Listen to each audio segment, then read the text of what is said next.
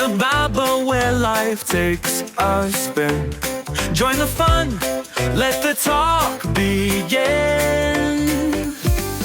Welcome to Hakol Sababa, and we have a very special guest today. We have Mr. Hillel Fuld, who has transitioned from being a tech entrepreneur to Hasbara.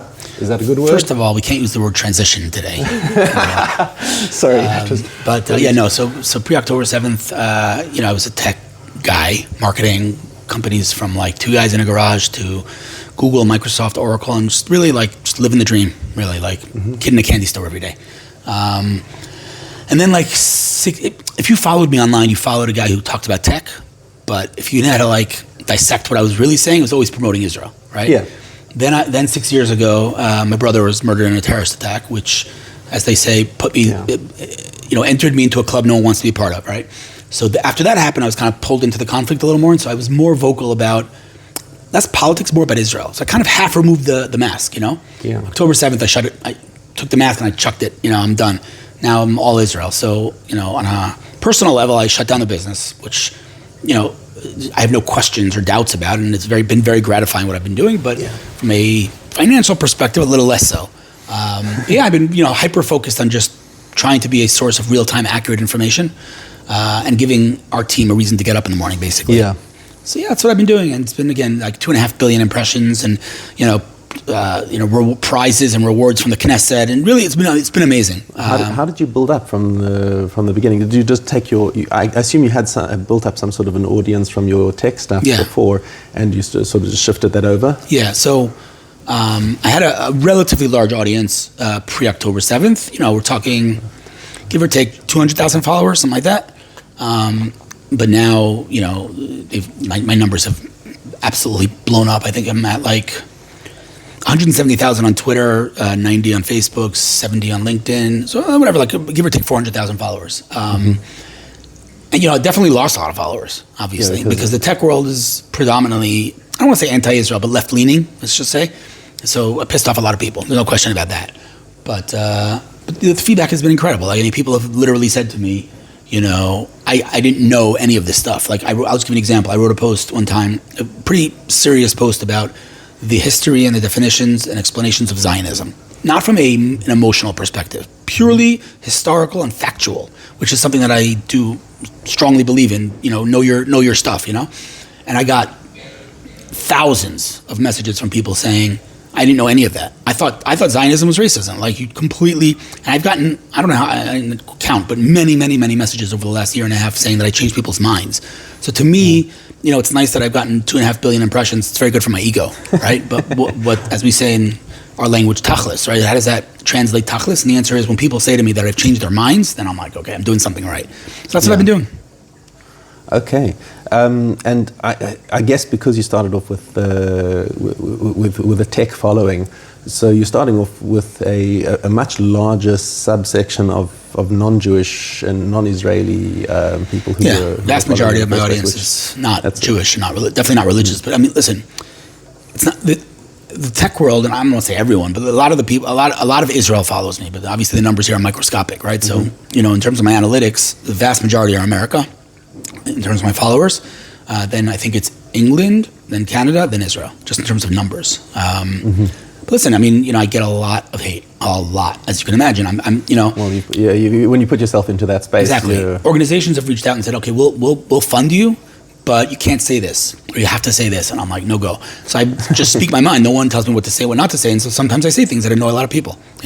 Yeah. So I have a lot of haters, and they come in all forms. Whether it's, just replies on Twitter, to emails, to offline stuff, to death threats. It's scary world. Yeah, I've seen your response, and I quite like your cherry. I'll tell you why I did that. Thanks, sweetie, for the message. Yeah, I'll tell you why I did that. I did that because in the first, let's say 4 months of the war, every time I get hate messages, when I say every time, I mean 50 times a day. If I open my inbox right now, I'd have hate messages, no question about it. So when I would open it, I'd get those hate messages, it would upset me, And I'm like, there's got to be a way for me to flip this, that when I get those messages, it's going to make me happy. So I'm like, okay, I'll set up this shortcut. So now when when anyone sends me hate messages, I reply and I say, thanks, sweetie, for your message. I just donated money to the IDF in your name. Zionists worldwide, thank you for your contribution. And every time someone sends me a hate message now, I'm like, yes. So I flipped it. Now I'm happy. So now it's energizing Exactly. you. And, bring on the hate, bring on the hate because I eat it. Yeah, I mean, the things that people send me are actually sick. Like, people are sick. Like, I when I post these things, I post the mild ones. Like, if I showed you some of the stuff that I get, you would throw up. Like, people are really, really sick, which begs the question, like, why do people hate us so much? Like, yeah, I know, Esav, Sanel, Yaakov, okay, great. Why do people hate us so much? It doesn't make any sense. Yeah. Jewish people have been nothing in this world but a source of light. Why do they hate us? So, there's all kinds of explanations. Oh, because we're rich. That's not true, because they hated us when we were poor. Oh, because you're white colonialists. Well, that's not true, because they hated us when we weren't white enough in Germany, right? So why do they hate us? And there's been, obviously tons of literature and talks about that question, but I have my theory. Okay. I have to be careful. Who's your audience? Jewish, not Jewish? Mixed, Whoever. Okay, so I'm going to say this in a diplomatic way, because I don't want to upset too many people, but, if you look at history, and people don't look at history, someone told me, if we learn anything, what is it again? Learning from history has taught us anything, it's that we don't learn from history, right? It's unbelievable. If you look at history, it's the same script over and over again. What happens is, there's an empire, right? Again, it could be the ancient Egyptian empire, Roman, Greek, Soviet, Nazi, it doesn't matter. An empire. And the empire grows and grows and grows until it reaches global dominance, like just influence, unprecedented, unparalleled influence. Mm-hmm. The first thing that it does is it throws morality out the window, mm-hmm. right? You put people to fight to the death in the Colosseum. Like, no, human life doesn't matter, gender doesn't matter. Like, it's just crazy. You lose your moral compass. And then when that happens, they're like, okay, we don't want morality shoved down our throats. Now, where does morality come from? Like, how does the world know it's immoral to murder? Because in ancient times, it wasn't immoral to murder. So who introduced that concept to the world? And the answer is the Torah, the Bible, the Old Testament. And so when they say we don't want morality shoved down our throats, they're like, okay, let's go after the creator of morality, which is God. They can't do anything to God. So what do? They come after the messenger, right? You kill FedEx, you don't get your package. So they come after the messengers, right? And they say, get your morality out of our face. And then we, in every generation, same thing. We come to our hosts, and we say, hey, Greece, don't hate on us. We're more Greek than you. Hey, Romans, don't hate. Hey, Americans, we are more liberal than the most liberal Americans today. We're more American than you, right? And then that host, again, whether it's Greek, right, they come after and they say, listen, you're not just like us. In fact, we have a tool that we've developed to prove to you you're not just like us. It's called antisemitism. And then antisemitism spikes, and then the empire falls. But again, so if you're saying that people hate us because we're the voice of morality, then how does it make sense that when we then try and flip the script and say, okay, we're no longer the voice of morality, we're just like you, great question. But they still hate us all the same? So you haven't explained that. It's a great question. So first, let me just strengthen the question. You would think that the more we assimilate, the more we are similar to the hosts, they'll say, oh, you're just like us, right? But it's the other way around. As assimilation grows, anti-Semitism grows. That doesn't make sense. So the way I see it, and someone told me this, and I think it's an amazing thought, is that we're the lighthouse on the sea, right? We're the lighthouse, and the nations of the world are navigating the sea on their ships. And when we put out our light, they're lost. They're like, get your light back on. I'm like, no, we're just like you. They're like, no, you don't understand. We can't navigate the sea without your light. Put your light back on. And so when we try to put out our light and say we're just like you, they don't like us for it. They don't, because they know we're not just like them. And so they have to remind us, and it's so sad. They have to remind us that we're not like them. It's crazy. Okay, but now what you're saying over here is like maybe on a sort of on a spiritual level. Are you saying that they're not even conscious that? No, it's not. Of course, it's subconscious. No, it's not a conscious thing. Of course not. It's consciously, they have all the excuses in the book. You name it, any excuse you want. I mean, in every generation takes on a new face, right? In this generation, it's anti-Zionism. Like, let's just say it as it is, okay? Like, anybody who says the words, "I'm not an anti-Semite, I'm just anti-Zionist," is a fool. Like, at best, they're a fool, right? Because what is Zionism? What is Zionism? Zionism is the longing of the Jewish people for a homeland in their eternal land. What on earth is there to hate about that? If you think the Jewish people, after everything we've endured, do not deserve a homeland in a world with 55 or whatever the number is Muslim countries and endless Christian countries, one country for the Jews is too much for you to handle? Don't look now, but you have an anti-Semite walking around in your shoes. Don't give me this, I'm anti-Zionist. If you're anti-Zionist, you're an anti-Semite. Period. Full stop with no exceptions. Yeah. Now, nonetheless, you're still out there on the battlefield trying to win hearts and minds, which means that somewhere out there, okay, you've got the true believers, okay? The true believers are the ones who like really, truly, deeply hate Jews just because that's how they roll. You're fighting for the middle ground and trying to shift people out of each of those blocks. Like, what is the people that you're trying to shift? What are they missing? What are you providing? So I think that there are three groups, right? Group number one is our team, who we don't need convincing, but we do need reinforcing. We don't have enough. We don't have knowledge. We don't know enough, right? So just to provide information to our team. And the opposite group are the Heil Hitler folks, who are just so deeply indoctrinated to hate Jews. There's no talking to them. Like, period. There's literally no talking to them. The middle group, which, based on my anecdotal evidence, is by far the biggest group, are people that have integrity, but just don't like Israel because they saw some TikTok video and they say, oh, look, this poor Palestinian kid. It doesn't matter that he's from Syria, right? So those people are willing to have a discussion, right? Those people are willing to hear and consider another opinion and might reach a conclusion that they're still right, but at least they're having a conversation. And many, many millions of people, as sad and as pathetic as this is, millions of people are literally getting their opinions on this conflict, which, by the way, why do you even have an opinion on this conflict? Who the hell asked you? How does this affect your life? Have you been in Israel? Do you know what the disengagement was? What river to the sea? What river and what sea, right? These people know nothing. But they're basing their opinion on literally a TikTok video or on some tweet. They know nothing. They're reading BBC and CNN, so they say, okay, look, Israel did this. And you're like, but that's factually... And why do they get so much attention? I mean, you're asking a good question. Why does Israel get so much attention? Why does Israel get so much attention? That brings us back to the first question. Just listen, But who's driving that? No, so here's the thing, right? I don't know if you've ever thought about this. One of the things that, as far as I'm concerned, that's a silver lining in this war, for me, is that so many things in this war have clarified things that I've learned my whole life and never understood. Yeah. Just never understood them. And so one of the things is we're reading right now in the Torah portions about God hardening the heart of Pharaoh. What does that even, I don't know if you ever understood, I never understood what that meant. What does that mean, hardening the heart? What does that mean? Now I understand. Like, how is Hamas looking around it and saying, oh my God, the level of destruction, like the 10 plagues, let our people go. Just take your people.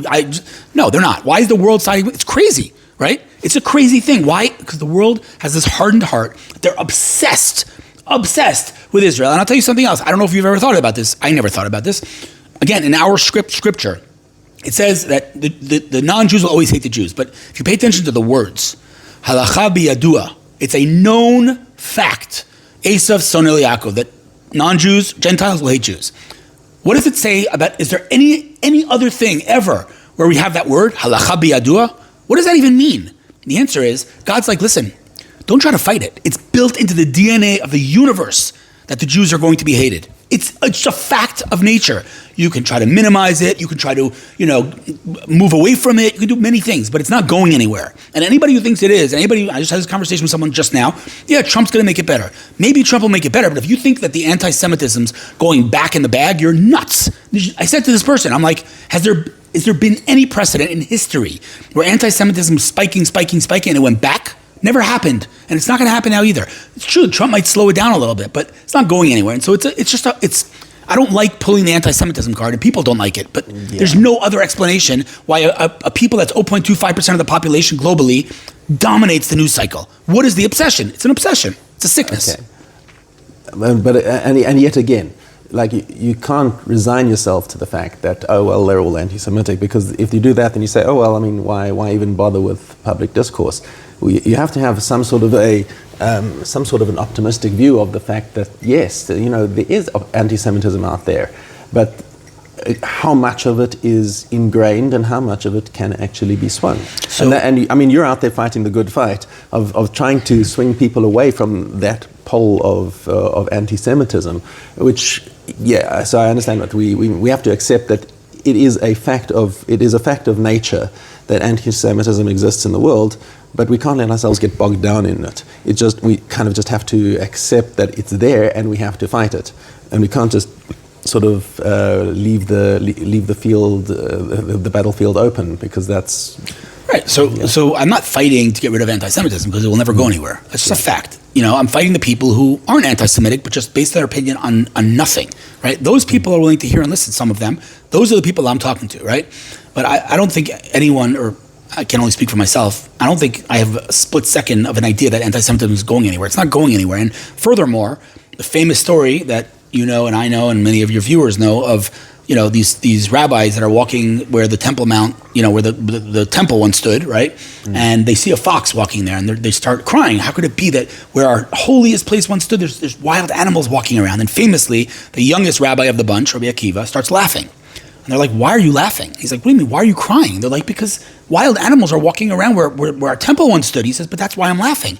Because we know we have an actual prophecy that says, Shualim Hilchuba, there's going to be foxes walking around where the Beis Hamikdash once stood.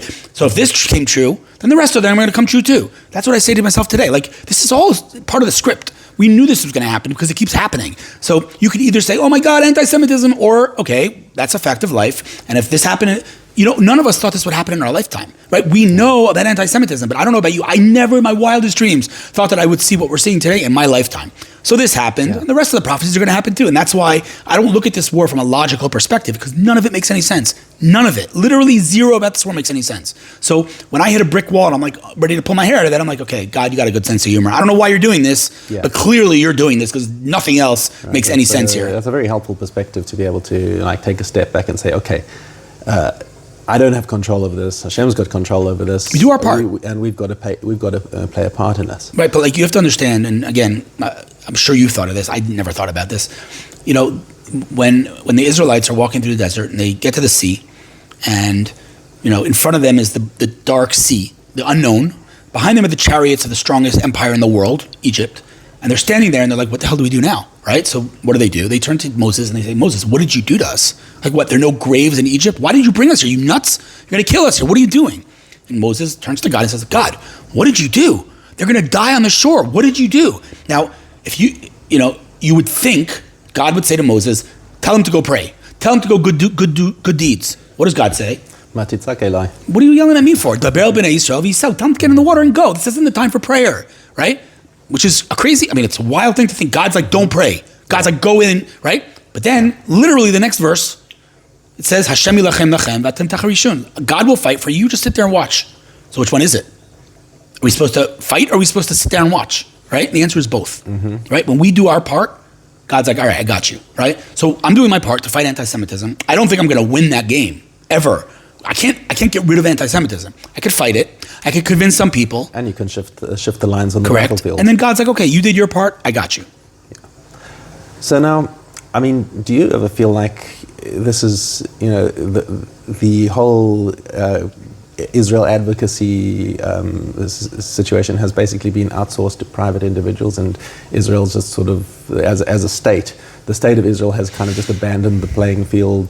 That's the way it was for a long time. The annual budget of the state of Israel for Israel advocacy was like 30 million shekel, which is an absolute joke. You might as well not spend any money on it. But recently the Minister of Foreign Affairs called me in along with like 70 other, for lack of a better term, influencers, and told us that he just managed to get $150 million annual budget for Hasbara, for Israel advocacy, which is a massive leap forward. So they're starting to understand that this is an important war. It's incredible. Starting to understand now. It's crazy.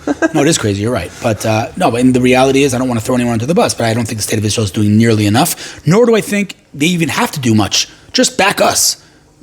We have 300 people who are dedicating their lives to fighting for the state of Israel. Just give us some funding. Like, I can just speak on a personal level. I shut down my business on October 7th. I have no second doubts about that. But I am limited. I'm a person with finite resources, right? So, for example, I'm super, super double down on Twitter, right? Big, very active there. Yeah. Facebook, LinkedIn, Instagram. But I've basically neglected TikTok because I just don't have the bandwidth for it. And TikTok is extremely important. And then people say like, yeah, but it's a swamp. There's so much hatred there. And I'm like, there's hatred there because you're not doing anything about it. Yeah. Like, there's only one voice there. And so I personally do not have the bandwidth, because TikTok's a whole world in and of itself, different algorithm, whatever. Yeah. I just don't have the bandwidth for it. So if the government... And it's also controlled by the Chinese, who will put their thumb on the scale in favor of the Palestinians all the time. But if the government provided or allocated funds to me and my colleagues, I would build a team, I'd scale my operation, and I'm not going to say that I would win that war on TikTok, because again, they outnumber us 1,000 to 1, but at least there would be another voice. What? You can shift the needle. Correct. Right. I would move the needle. There would be another voice. Now there's only one voice on TikTok, which is so pathetic. We have a lot of people, a lot of smart people on our side. Why is no one doing anything about it? And the answer is because everyone says the same thing. It's a swamp. It's a swamp because you're not doing anything about it. Do something about it. And I can just say on it hurts me every day that I just don't have the bandwidth for it. It sucks, but that's the reality. Yeah, I got it. And like, speaking again about the current situation, I'm kind of shifting the discussion, from the Israeli government, like not really knowing the battlefield where it's happening in public discourse. And I also, I mean, just hot topic right now.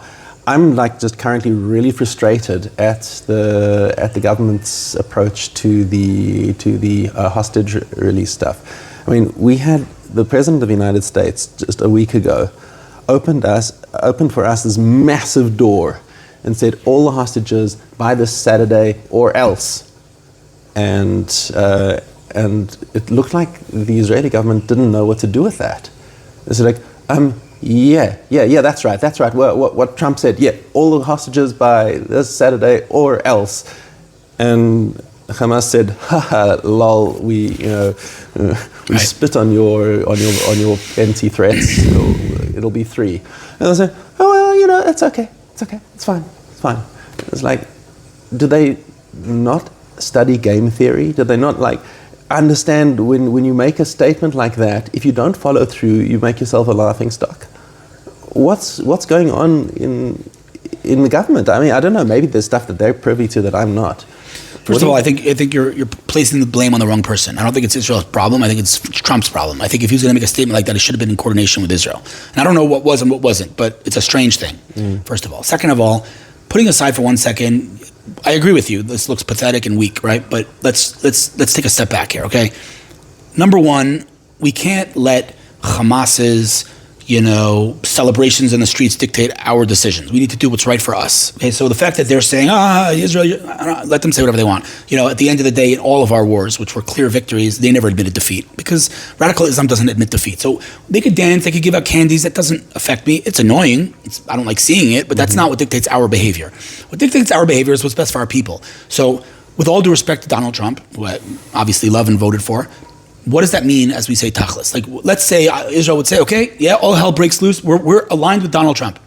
What are they going to do? We're going to bomb, we're going to flatten Gaza and kill all of our hostages? Like, we can't do that. So, we got to get our hostages out right now. And this deal is terrible and beautiful at the same time. Because we need to see, those people united with their families. And we also need to know that, if God forbid something like that happens to me or my family, that the state of Israel will do whatever it has to do at all prices to bring those people back. At all prices? What if the price is that we have to stop the war and leave Hamas again, in power? This is a very nuanced discussion, contrary to what keyboard warriors will have you believe. Like, no, let's go flatten Gaza. Okay, it's very nice, but like, good luck going to actually do that. And good luck. Would you want to be in Bibi's shoes? I wouldn't. Like, this is not easy stuff. So, we want to win this war. We want to get our hostages back. I agree with all of that, but at the end of the day, we have this. Both sides of the coin, and both of them are legitimate. And so, I often talk about the importance of nuance, right? Because, everything in life is nuanced almost. And, if you would judge life by what's on the internet, you would think everything's black and white. You're either the villain or the hero. Like, you're Trump, you're either horrible, you're a rapist, or you're amazing, right? Biden, you're either, like, see what I'm saying? Like, life doesn't work that way. And so this deal is a perfect example. It's a terrible, terrible, terrible deal, and it's also a beautiful deal at the same time. Yeah, understood. And that's true. And it's often one of the things that I wish is that we had a little bit more nuance in general in our political. Almost no topics are black and white. Very few. Yeah. Very few. Some things are. The existence of good and evil in the world is not nuanced, right? And unfortunately, without, I don't know if you want to go there, but like, one of the topics that's obviously, extremely hot and relevant today in America is the whole trans thing, right? Yeah. Gender thing. And I'm not expressing my opinion. I'm just saying one thing, and that is that if someone wants to be called a cat or a dog or whatever they want to be, so call them a cat. Like, it doesn't cost you anything. Why would you want to offend someone? That is a statement that stands alone, except that there's one caveat here. And that is that when you teach an entire generation to not use critical thinking, to see something before their eyes, and you're telling them that what they see and what their brain is telling them they see is actually not what they see, what you do is you teach this generation to question their own moral compass. And then that might not have a price when it comes to pronouns. But when there's a war between good and evil, and you told them yesterday to not use critical thinking, now all of a sudden they can't differentiate between, murderers, rapists, and pedophiles. and a nation that just wants to live in peace, right? They can't, because you told them yesterday, don't use your brain, right? So there is a price. There's a price when you teach an entire generation not to use critical thinking. So when it comes to pronouns, big deal. But when it comes to good and evil, when there should be no nuance and it's black and white, all of a sudden, no, it's moral relativism. Oh, it's no better and worse, just different. Let's call them not pedophiles, let's call them minor attracted individuals. Like, what is wrong with you? Like, where has your morality gone? So the West has gone completely morally bankrupt. And again, throughout history, when an empire goes that morally bankrupt and just loses the plot, the next thing, it falls. So I don't want to say that, Western civilization is falling, but it's not looking too good. I think that this last election was basically, that was saving civilization, because if we carried on this trajectory, we would have been in serious trouble. Yeah, I agree with you. I just, I don't think, let's not make Trump into the Messiah, right? In other words, I would... By the way, fun fact. Do you know that the gematria of Donald Trump is the same as the gematria of Mashiach ben David? Have you ever verified that? Yes, I did the math. Because every time I see someone say that, I do it's it. Hilarious. Listen, I'm not a gematria guy. I laugh at all these things because there's this one lovely website where you can gematriafinder.com, I think, where you can go and fill in whatever, and you can get gematrias of your name from the sublime to the ridiculous. Do you think Siri could tell me gematria? Hey Siri, what is the gematria of Donald Trump? Let's see. Do you want me to use ChatGPT to answer that? Sure. Let's see what ChatGPT says, because that would be pretty cool. Because every time I check these things, it's always wrong. It's always like, if you add one letter and whatever. 424. Here's an answer from ChatGPT. Okay, it didn't give me whatever. That didn't work. Anyway, so I mean, I'm not a gematria guy either. But the reality is, listen, I would not marry Donald Trump. I would not hire him to babysit my kids. Like, he is a problematic personality. That's not his job. Exactly, correct. He has his policies. If I'm judging by his policies, there's no question that he's a friend to Israel. And again, we can debate this till you're blue in the face. There's no question that he's good for America too. Yeah. Is he perfect? No. Has he made mistakes? Yes. But no matter what metric you want to look at, Donald Trump has been good for America. So, all the hatred of, he's a problematic personality, probably a narcissist. He's a little bit of a loose cannon, but he's a good president. Did you see J.D. Vance's speech to Europe? I think it was Friday. He basically blasted the socks off the European elites. He came to this security conference in Munich, at which he basically ran them down for suppressing free speech, saying, like, it's all very well that we're standing here and having this discussion about who we need to defend our societies from, all our security, who's the enemy outside, but never mind who we want to defend ourselves from. It's why do we want to defend ourselves? What are we actually protecting? What is this Western civilization that we're trying to protect? And if you go back into history and look at who were the people who clamped down on people who were speaking out against the governments and whatever, did they ever come out on the good side? Were they ever the good guys? And he is got this 18-minute. I'm not going to say a rant, but you've seen him speak. He is a brilliant speaker. Yeah. I've never heard of him before he was nominated as vice president.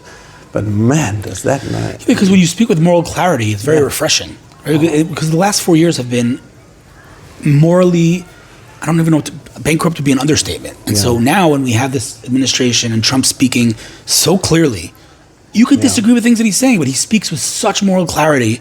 And J.D. Vance as his, vice president, it's just like a breath of fresh air. It's like, what was wrong with Biden? How did he not see this? And again, I don't want to get into the issue, but the gender thing, male and female, there's two genders in America. It's like, and this is now a controversial statement. It's wild. It's wild. It's truly wild. I mean, we've seen all these congressional hearings. They're like, okay, so you're a feminist? Yeah. What's a woman? How are you a feminist defending women if you don't know what a woman is? It's just it's so messed up. And there still are some people like J.K. Rowling who are still avowed feminists, and because they've still held on to a certain amount of moral clarity, can say, I'm feminist, but and this everything that you're doing with this woke garbage is destroying everything that we fought for. Right. But I think, especially with the election of Trump, we've passed peak wokeness. And we're in this interesting situation now where the Democrats, as the flagship of wokeness, are finding themselves in an increasingly untenable position because they've built their entire identity about being against anything that Trump does. So they have to reflexively say no to anything that he does. So if all Trump has to do is take the 80% position, say I'm against corruption, and the Democrats have to say no, we're for it. I'm against men and women's sports. No, we're for it. It's not much different than in Israel, you know. Tell me. It's the same derangement syndrome. There's Trump derangement syndrome and Netanyahu derangement syndrome. Right? Yeah. The hypocrisy is staggering, right? Yesterday, these people are in the streets yelling and screaming that they want the entire government to be brought down. The next day, Netanyahu fires the defense minister, and these people lose their minds. How could you bring in someone in the middle of a war? Dude, you were in the street yesterday calling for the entire government to be brought down. What are you even saying, you know? Yeah. No matter what he does, he's wrong. It doesn't... Yesterday, they're like, Netanyahu's not signing a deal because of his own legal issues, and he wants to stay in power. He's never going to sign the deal. The next day, he signs the deal. Here's the worst deal ever. Dude, yesterday you said bring the hostages back at all costs. Today, he didn't... No matter what he does. Is it Bibi himself personally that it's like a Bibi derangement syndrome, or is it a Likud derangement syndrome? Or have you heard some of these people literally say, this isn't a joke, this is tragic. They've literally said on TV that if they had a choice between bringing back all the hostages and Bibi stepping down, they'd choose Bibi stepping down. True story, I'm not kidding you. It's hard to believe, go watch. It's a real thing, I promise. It's a sickness. It's a real sickness. So, you know, yes, there's leftists and rightists, and the left oftentimes hates the right and anti-religious and all those things, but it's specifically Netanyahu. The guys, they are just obsessed with bringing Netanyahu down, no matter what he does. It's like, you know, what do they say? He's at the head, so he's responsible for October 7th, he should resign. Because he's at the head, he should be responsible, right? That's their whole thing. Yeah. And then when we accomplish incredible things in this war, he's not at the head, then he doesn't deserve credit. What happened to he's at the head, it's on him. It's insane. No matter what he does, he can do no right. It's wild. But if it was not, if Bibi said, you know what, I'm retiring and let's just grab the next in line. Let's say Nir Barkat now becomes the prime minister. Just they would not take to the streets. I have no doubt. They would not. No. It's him personally. It's him personally. Why is it him personally? What's his? I mean, listen, he's been in office for a very long time. Right? Right. They'll say that he's a narcissist. They'll say that he does a lot of things out of personal interest. They'll say Sarah Netanyahu, his wife, rules him basically. Who cares? You know? I mean, I agree with you, but from their perspective, the only reason that he wants to stay in power is to avoid, you know, his legal issues, and they don't think he's doing what's best for the country. That's what they'll say. I'll say he's given more to this country than any of you combined, and if you want to replace him, do it in the go in the elections. Go, but they've lost time and time again. Furthermore, if a person says to you they want to bring Netanyahu down, ask them a simple question: who's going to replace him? Give me an alternative. Who? Yair Lapid. Yair Lapid, right? I mean, that belongs on a circus, right? Who's going to replace him? What, like Gantz? What does he even believe? Do you know a single opinion of Gantz's? So they can talk, you know, till they're blue in the face of replace. Suggest an alternative. There is none. I mean, we're talking here about a sort of a vague cloud of left. Kaplanistim and whatever else. So it's very easy to sort of pin opinions on random people in the crowd. What I'm trying to say is, like, is there a coherent argument to be made about that Netanyahu himself needs to be replaced, and even if it's replaced by somebody from the Likud? Yeah, there is an argument to be made. He was prime minister on October 7th, for the deadliest day in the history of the state of Israel. There's no debating that. He was, you know, so he does have to take responsibility. Like, if I was the CEO of a company and something happened, I take responsibility. Yeah. But, you know, before you do that, just figure out who. Listen, again, I agree with that, but who could have possibly stood against Biden's pressure not to go into Rafah or to Lebanon? No one. Only Netanyahu could do that. So, you know, and only Netanyahu is a celebrity in Washington, like we saw last week. Yeah. So, yeah, if you think, listen, I love Bennett. I think he made a mistake politically last time, but I love him. I think he's a great guy. I think he can lead this country. He's not in politics right now. Nir Barkat's also great. But when the left, I don't even want to say left anymore. Who's left today? Whatever. The anti-Bibi crowd, when they yell and scream that they want to bring him down, none of them have an alternative to suggest. So enough with the, you know, yelling. It's just ridiculous already. And that's, you know, when I had my podcast with Moshe Feiglin, his opinion is that our current leadership is just too bought into the Oslo paradigm. I don't agree with that at all. I don't agree. I mean, with all due respect to Moshe Feiglin, I like him, but I I don't think anyone in the current government has any illusions that that was a tremendous mistake, as was, by the way, the disengagement. This is just another example of the world, like, we were occupying Gaza, right? What? Do you know history? Like, there was not a single Jew in Gaza before October 7th. There were no dead bodies. We dug up our own dead. Yeah. Like, but again, it's just another example of the world just not knowing what the heck they're talking about and just vilifying Israel at all costs. Doesn't matter if you're blatantly lying. But back to your question, I don't think the government today has any illusions that Oslo was a tremendous historical mistake, as was the disengagement. Right, but why is nobody talking about revoking Oslo? Why is that not in the open? What does that mean? window? Isn't Oslo dead? What does that mean, revoking Oslo? Well, we still have a Palestinian Authority. We still have Gaza occupied by Hamas. Okay, but that's not in our hands. What do we do about that? What are we to say? Oh, that's it. Palestinian Authority doesn't exist. Hold on. Trump has just opened the Overton window over there. It's to say that, we can take these Palestinians out of Gaza. Okay, so that's being worked on, but what does that mean they have a Palestinian Authority? What are we going to do about that? We're going to say, Abbas, you no longer exist? They exist. It's a reality. There's nothing we can do about it. It's pathetic, and unless you take the battlefield there, not necessarily like going in with guns, but focus public diplomacy on discrediting the Palestinian Authority. Okay, we do that, but is that really the best use of our time and resources? I don't know. I don't know.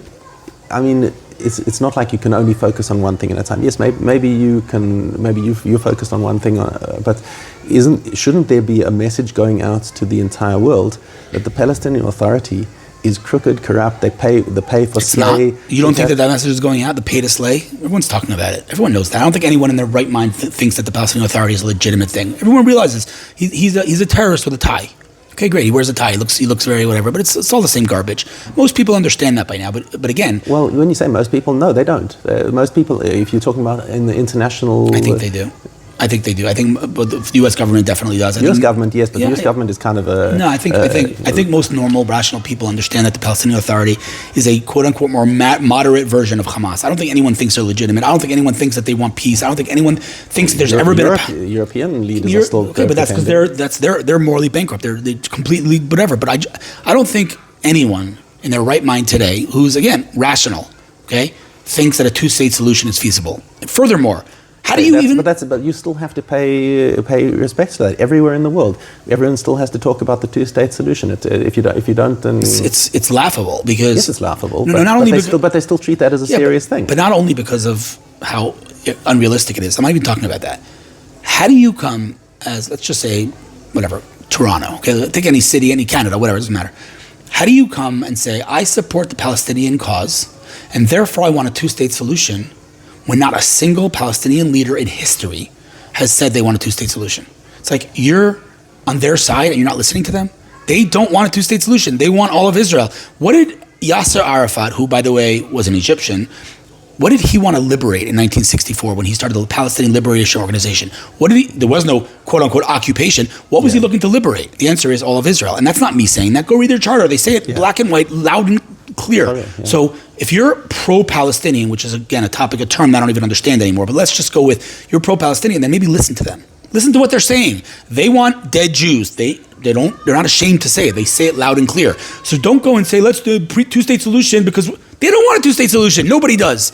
Again, so at this point, at this stage, after October 7th, after, 70 to 90%, depending what poll you look at, support October 7th in Gaza, let's stop with this artificial differentiation between Gaza and Hamas. It's the same thing. Hamas was elected by Gaza. Gazans support them. They come out by the tens of thousands when the hostages are returned. They come to lynch them. This is a society that's so deeply indoctrinated to hate Jews. And anybody who tries to pretend that there's some difference between them is just lying. And I'll tell you something else.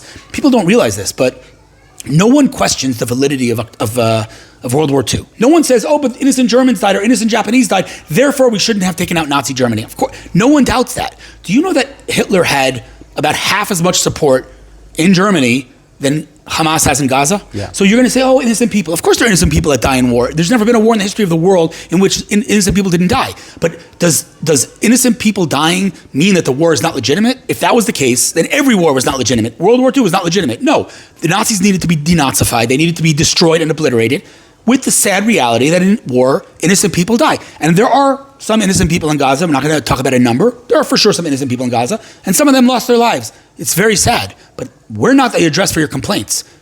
Hamas is. We do everything we do more than any military in the history of the world to minimize civilian deaths, including, by the way, the absurd notion of literally eliminating the element of surprise by dropping pamphlets. No one's ever done that. We do that because we want innocent people to get out of the way. What does Hamas do? They use them as human shields. So if innocent people are dying in Gaza, it's not because of us. It's because of Hamas. So address your complaints to the right place. Okay. I mean, you're giving me the arguments that I've heard, and this is all. It's important for people on our side to understand these arguments, because sometimes you have people who want to be on our side and who just don't know the arguments, and it's important to equip them with that stuff. And I think in terms of how we're addressing the outside world, I think we've got to have a vision of where we're going to, rather than just playing defense all the time. 100%. I don't know that our side actually has a coordinated vision of where we're going to. What is our ideal end game for the situation that we're in right now?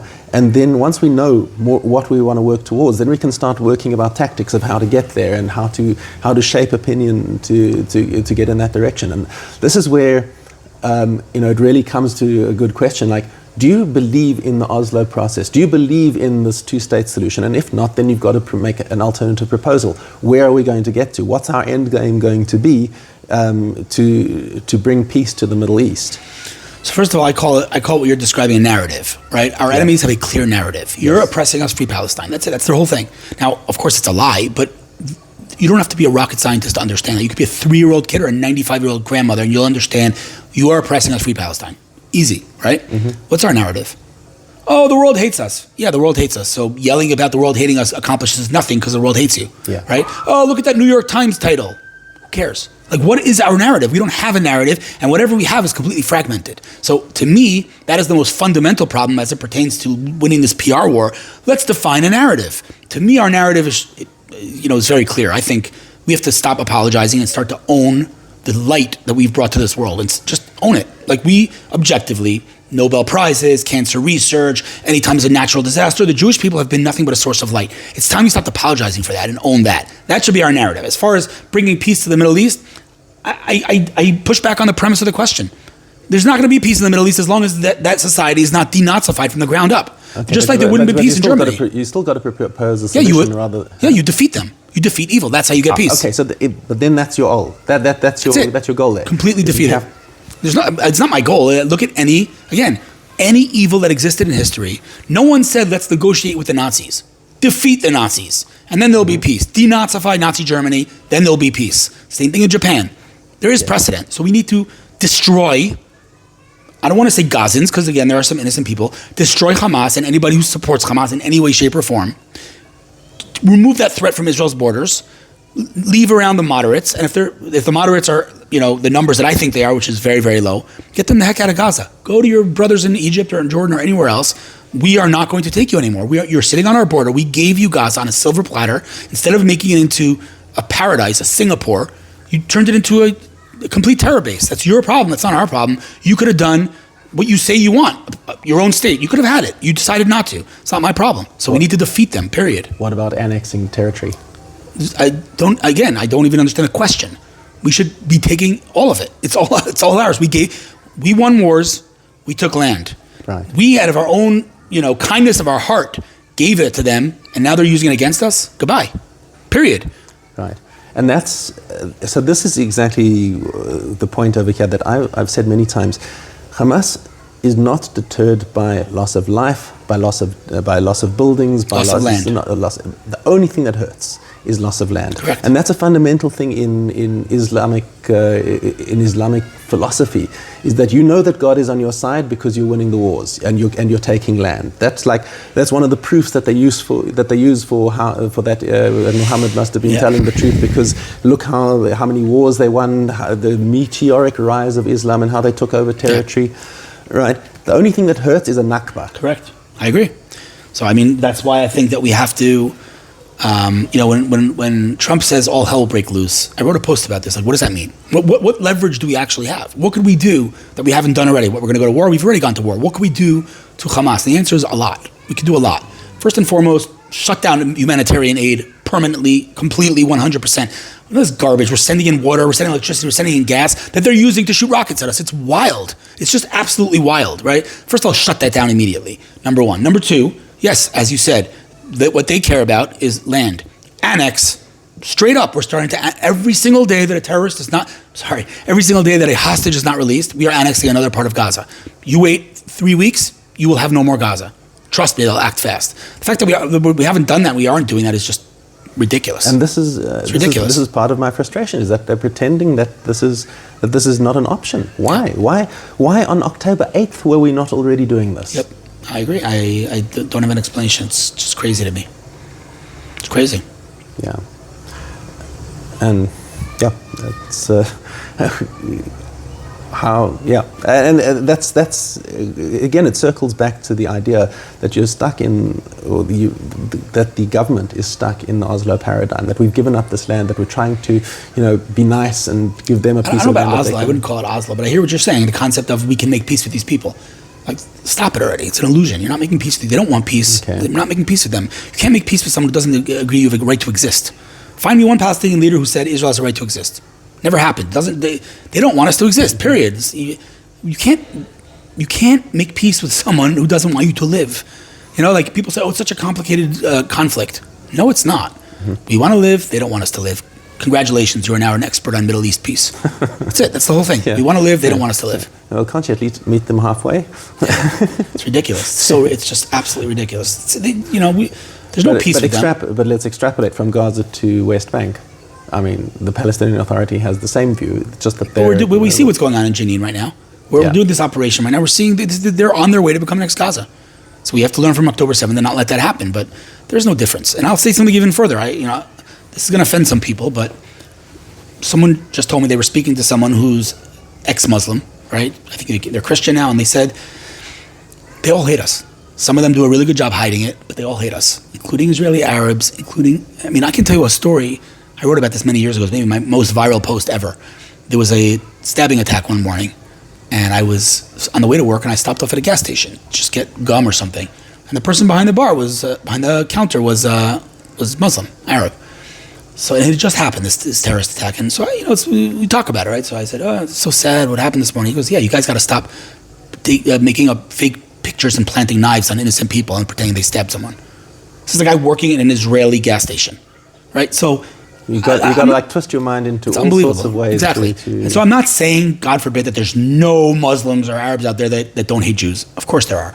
And there's Muslims who serve in the army. Correct. Collectively speaking, it's in their ideology. It's them. It's in the Quran. Go read the Quran. Their mission is to eliminate all Jews, as it says, behind stones and behind trees. And there's no sugarcoating it. Some people are very good at hiding it, but push comes to shove,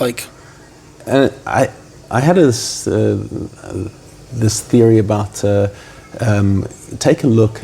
I mean, you'll have a lot of apologists for Islam who come and say, look, I mean, it's a peaceful religion, and and we believe in this, and you'll have lots of very, very nice Muslims, and there's a group called Muslims Against Antisemitism, who naturally have to be anonymous, because if they weren't, they'd get lynched by their own people.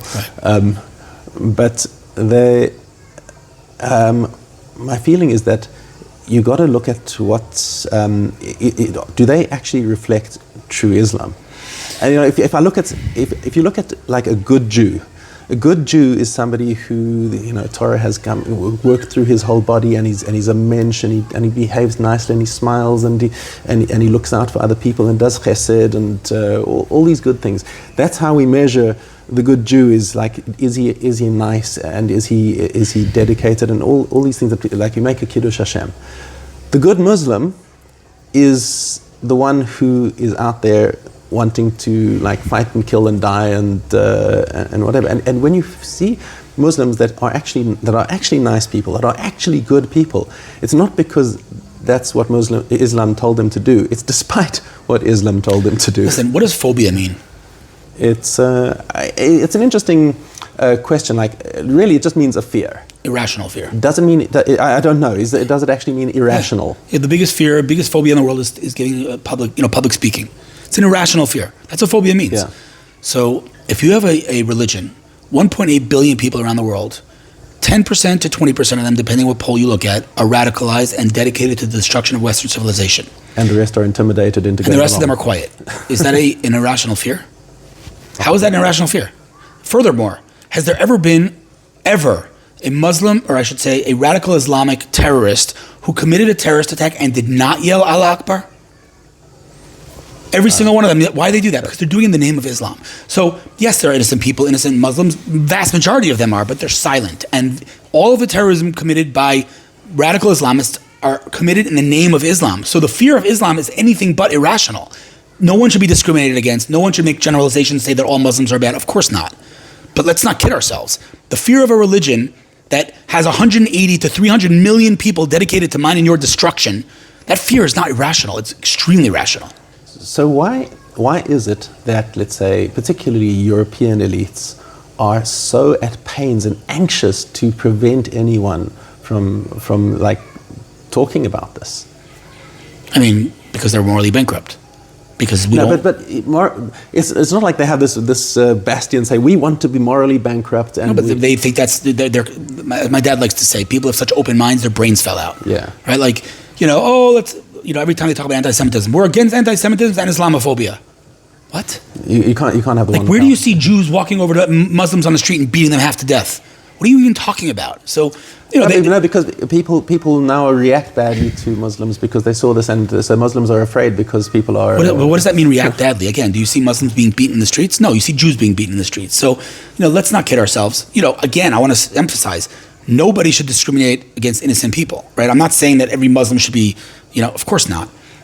But let's also not kid ourselves that radical Islam, or I should say Islam, has a clear goal of taking over the West. And they're not embarrassed or shy about it, and it's working. They're penetrating every single, component of our society, from the judicial system to the political system. They're all, and so we could either stick our head in the sand and say, no, it's Islamophobia, or say, okay, their declared mission is to take over our society.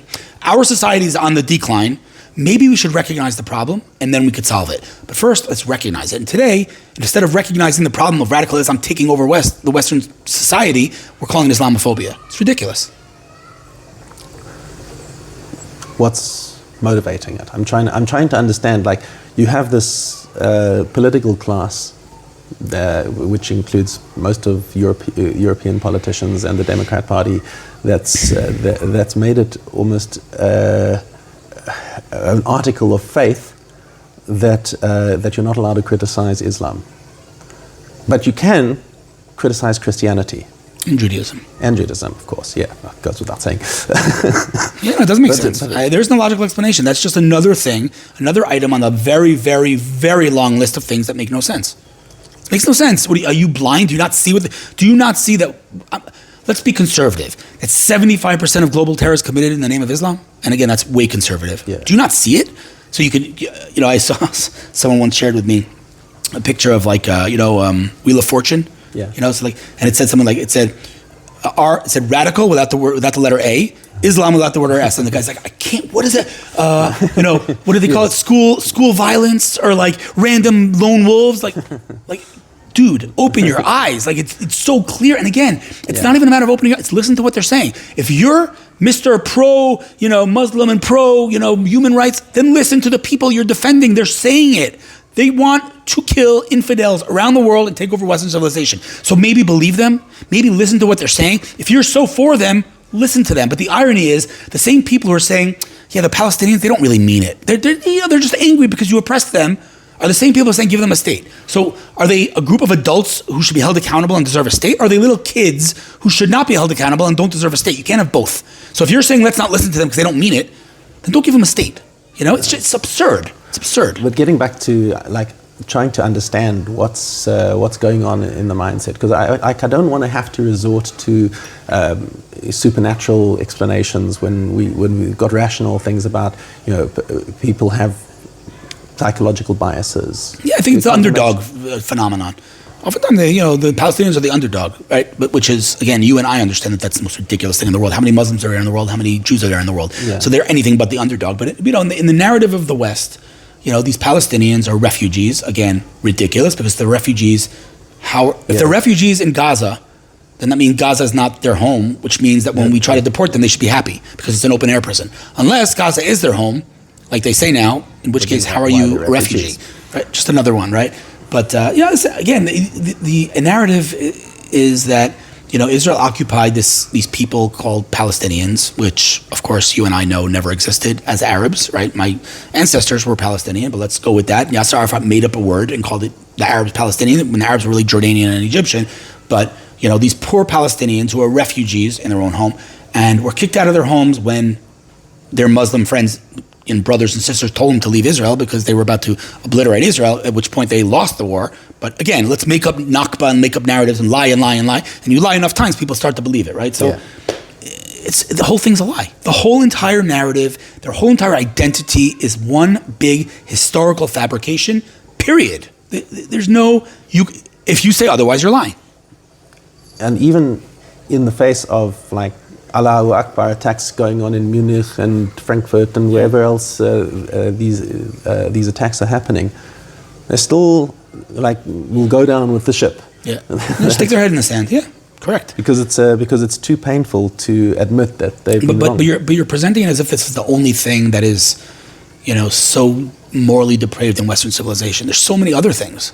Again, we talked about the trans thing, but I want to be very clear. I have nothing against trans people. I have nothing against them, nor would I have any problem calling them a pronoun. But just think about what you're saying. There's black and white, there's reality, there's science, and you're saying, no, there isn't. Right? So it's the same thing here. They're not good people, the Palestinians. They elected Hamas, they want dead Jews. They say it. No, I'm not going to pay attention to what they're saying. Open your eyes, wake up. So, it's just, the world is just blind. Why it is and how do I explain it? I can't. That's just another thing that I say to myself, don't even bother to try to understand it, because it makes no sense. Yeah. You think there's going to be enough of a backlash to save Europe? No. Absolutely not. I think Europe's done, as is Canada. Done. You don't think Poilievre is... No, I mean, you can push it off a little bit. Are you Canadian? Or no, I'm American. You're American. You could push it off a bit, delay it a little bit, but I think those countries are done. By the way, to be clear, I'd love nothing more than to be wrong about all of this, about America, about just history shows exactly what's about to happen.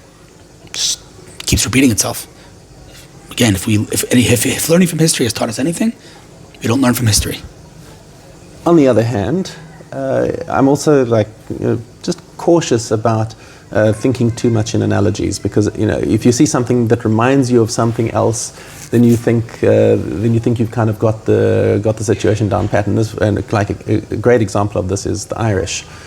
If you ask Irish people why are they so reflexively anti-Israel, pro-Palestine, and I've been to Ireland and asked people why. It's because they say it's just like the British used to occupy Ireland. We sympathize with the underdog. We see these people, and you've been thinking it's like that's history. This is history. We learn from history. We see that who's in the right and who's in the wrong. Well, if they dug a little bit deeper and tried to actually understand this, they would realize there's no comparison whatsoever. The same thing as apartheid. Apartheid, really? I'm from South Africa, dude. Do you know? But do you know, Mr. Viewer, that in the entrance to every single Arab village in this country, there is a big red sign that literally says, "If you're a Jew, you cannot pass this point." That's apartheid. There are Arabs in the Knesset who are anti the state of Israel. You can't even make this stuff up. There are Arab Supreme Court judges. There are Arab athletes. There are Arab movie stars. Arabs are an intrinsic part of Israeli society. Nothing about this country is apartheid. Nothing. If anything, they're the apartheid. If anything, the ethnic cleansing is done by the Muslim countries of the Jews. How many Jews are in Yemen today? How many Jews are in... They're all gone. And that's ethnic cleansing. And frankly, it is hugely insulting to the South Africans who went through apartheid. And how do you explain... I'm going to turn it to the interviewer. Yeah. How do you explain South Africa being basically the poster child of anti-Semitism today and the apartheid claim? Okay, so first of all, the South African people... Forget the people, I don't care about the people, the regime. But it's very important to understand this, that the people of South Africa are actually mostly pro-Israel. Like Iran. The largest church in South Africa is the Zionist Christian Church. They have millions and millions of followers, and they are completely pro-Israel, and they get up and their preachers will give same thing with Iran. Okay. I've had experiences just walking through the streets in Johannesburg on a Shabbos, and walking through a group of black guys who say, you're Jewish, and we love Israel, just getting such encouraging messages like this. What's with the South African government? They were bought by Iran. Straight up. The ANC was bankrupt. The ANC was literally bankrupt, and then suddenly they were flush with money. And not coincidentally, at exactly the same time as they started with this international criminal justice case. All right, so they were bankrolled by Iran. They were bought, that makes sense. Bought and paid for. Okay, it makes sense. Anyway, the bottom line is, kind of sum everything up because I'm going to bounce pretty soon, is that the world has lost the plot. They've lost the ability to differentiate between good and evil. They've lost the ability to say that there is good and evil in the world. Everything to them is morally relative, and there's justification for every single act, no matter how immoral it is. And the scapegoat of this total lack of morality are the Jews, and that's the way it's always been. That's the way it's always going to be. Unfortunately, like it's always been, we don't learn from our history, and we think that we can assimilate and be just like them. And in reality, it's time we put our light back on, because when we don't have our light on, the ships at sea are very, very lost. And so we need to put our light back on and stop apologizing for who we are. Okay. Thank you very much for your time. It's been a great interview, and really appreciate getting to meet you in person. Great to meet you, my friend, and just keep doing what you're doing. Let's win this war, because our story needs to be told. Amen. All right, cool. Thanks.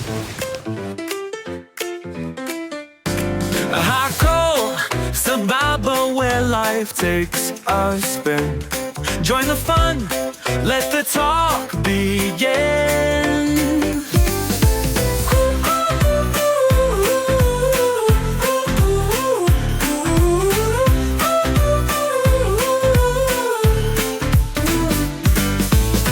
Hakol Sababa, where life takes a spin. Join the fun, let the talk begin.